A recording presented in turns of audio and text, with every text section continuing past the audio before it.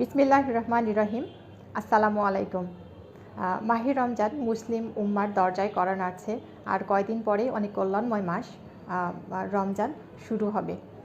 তাই সুস্থ থেকে রোজা পালন করার জন্য সেহরিতে কী ধরনের খাবার খাওয়া উচিত এই বিষয়টা নিয়ে বলার চেষ্টা করছি আমি পুষ্টিবিদ জেনিফার জেসিয়া। রমজানের সেহরিটা অনেক গুরুত্বপূর্ণ এই জন্যই বলছি যে আপনার রোজা রাখার জন্য পরের দিনে যে এনার্জিটা দরকার সেটা কিন্তু পুরোটাই আমরা সেহরির খাবার থেকে পাই। তাই সেহরিতে খাবার সিলেকশনের ক্ষেত্রে একটু যত্নশীল হতে হবে। চেষ্টা করুন খাবারের মেনুতে কমপ্লেক্স কার্বোহাইড্রেট যেমন লাল আটার রুটি, লাল চালের ভাত, ওটস, চিরা এই ধরনের খাবার মেনুতে রাখার জন্য। তবে সেটা যেন অবশ্যই পরিমিত পরিমাণে হয়। চেষ্টা করবেন যে সিম্পল কার্বোহাইড্রেট বা যে সুগারি আইটেমগুলো আছে সেগুলো সেহরিতে এড়িয়ে চলার জন্য, কারণ এটা আপনার পিপাসাটাকে অনেকগুণ বাড়িয়ে দিবে। সাথে রাখবেন পর্যাপ্ত পরিমাণে সবজি। সবজিটা আপনার ফাইবারের চাহিদাটা ফিল আপ করবে। শাকটা আপনি চাইলে রাখতে পারেন, আমি বলবো যে এটা অপশনাল। আপনার অনেকের সেহরিতে শাক খাওয়ার ফলে অ্যাসিডিটি প্রবলেম হয়, তো আপনি যদি খেতে চান আপনি খেতে পারেন।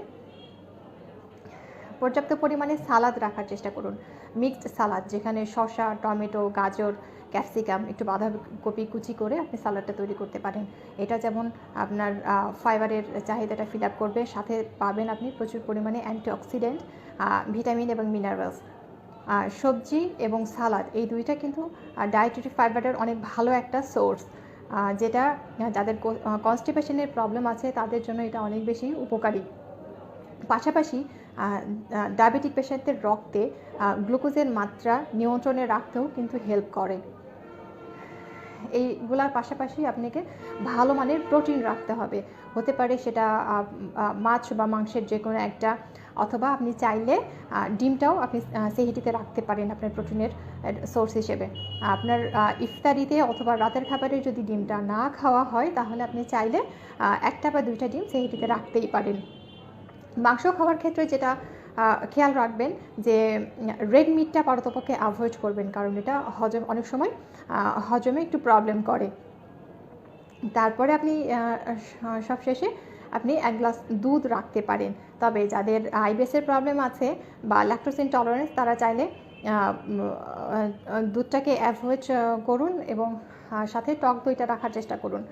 যাদের দুধের সমস্যা, টক দইয়ের সমস্যা, তারা চাইলে এক পিস চিজ আপনার খাবারে অবশ্যই রাখুন।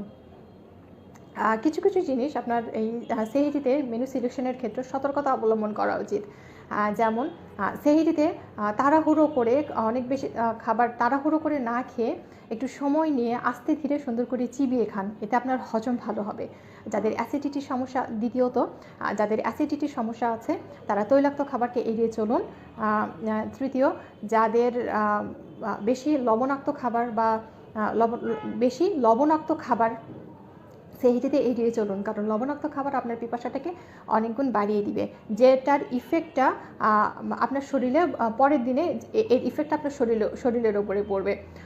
এবং ফাইনালি যেটা বলবো যে যাদের অনেক বেশি চা কফি খাওয়ার অভ্যাস আছে, বিশেষ করে ক্যাফেইনযুক্ত যে খাবারগুলো সেইগুলো অ্যাভয়েড করুন, এটা আপনার ঘুমে ব্যাঘাত ঘটাবে। আল্লাহ তাআলা সবাইকে সুস্থভাবে রোজা রাখার তৌফিক দান করুন। এবারের রোজা আপনার জন্য হোক সুন্দর।